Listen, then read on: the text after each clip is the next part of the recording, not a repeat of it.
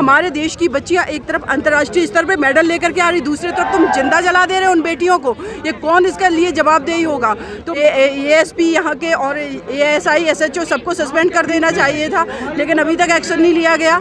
को प्रूफ ना कर पाए, एविडेंस ना मिले तो उनको जला दे रहे हैं। किसी ने नहीं देखा, हो सकता वो गुड़िया जिंदा हो, इन्होंने जला दिया उसको। तो शर्म आनी चाहिए। कहते हैं रात में लड़कियों को घर नहीं निकलनी चाहिए। क्यों? क्या ये देश पूरा विश्व लड़कियों पुरुषों का है? ये लड़ाई पुरुषों और लड़कियों की नहीं है, ये लड़ाई समाज की है, हमारी आइडेंटिटी की है। हम भी ह्यूमन बीइंग है।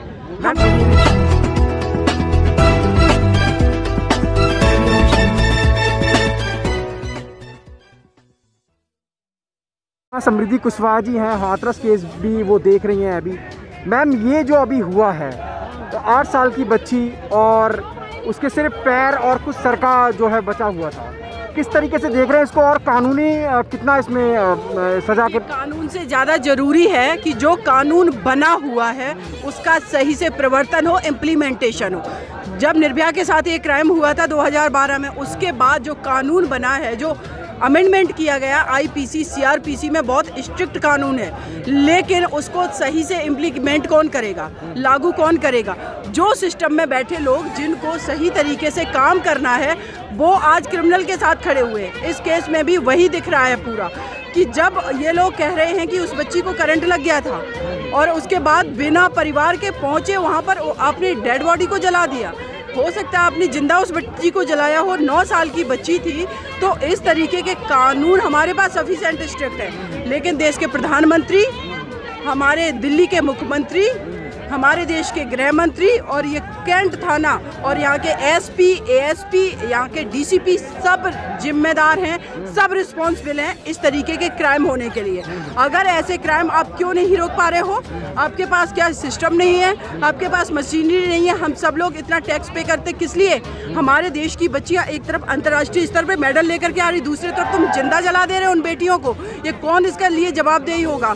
तो मेरा यही मानना है, मैं जितने लोगों से 8-10 लोगों से बात हुई जो कि चश्मदीद गवाह हैं, जिन्होंने देखा है उस बच्ची को जलाते हुए, उन सब से बात हुई है मेरी। और फर्दर जो भी होगा इस परिवार को मैं अपना लीगल हेल्प देने के लिए पूरी तरीके से तैयार हूँ। फ्री ऑफ कॉस्ट देंगे, क्योंकि हमारे पास बेचारी दिहाड़ी मजदूरी काम करके लोग अपना जीवन यापन करते हैं। तो ऐसे लोगों के हमारे पास बहुत केस है, उनका सपोर्ट करती हूँ मैं। इस गुड़िया की मदर फादर का भी सपोर्ट करूँगी और इनको जस्टिस दिलाऊंगी। क्या कहेंगे मैम, ये कानून बदलने की ज़रूरत है क्या?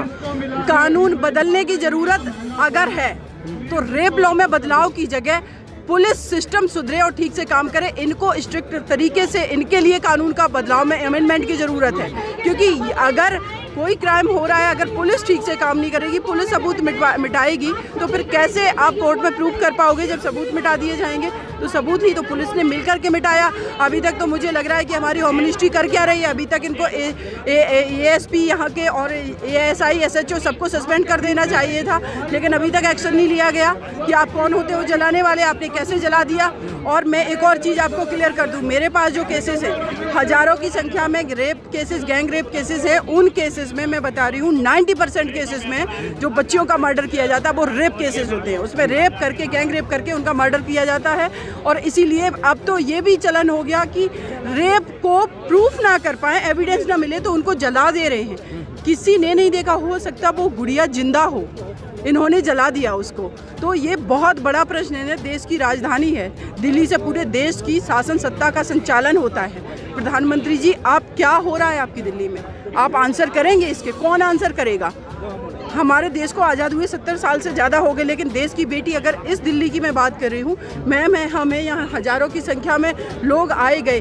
क्या कोई भी एक व्यक्ति रिस्पॉन्सिबिलिटी ले सकता है कि 12 बजे रात को अगर मैं एडवोकेट हूँ सुरक्षित निकल सकती हूँ आपकी दिल्ली में? सड़कों पर सुरक्षित निकल सकती हूँ? ये कौन रिस्पॉन्सिबिलिटी लेगा इसका?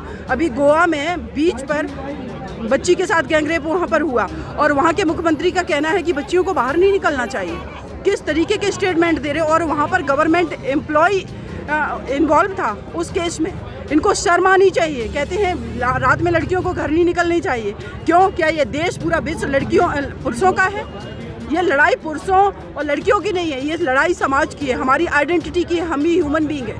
मैम ये भी देखा गया है कि जब भी इस तरीके का जो केस होता है तो उसमें पीड़ित परिवार को ही उठाकर जेल में बंद वो देखिए उसका कारण ये है कि पीड़ित परिवार को ये लोग डराने धमकाने की पूरी कोशिश करते हैं, क्योंकि उनके जो बयान होते हैं वो बेचारे पुलिस के दबाव में, जो लेडी पढ़ी लिखी नहीं है, जो दिहाड़ी मजदूरी कर रही है, जो पुलिस के नाम से हमारी जनता डर जाती है, जो आम जनता की गरीब, वो आपके सामने बोलने की हिम्मत रखेगी?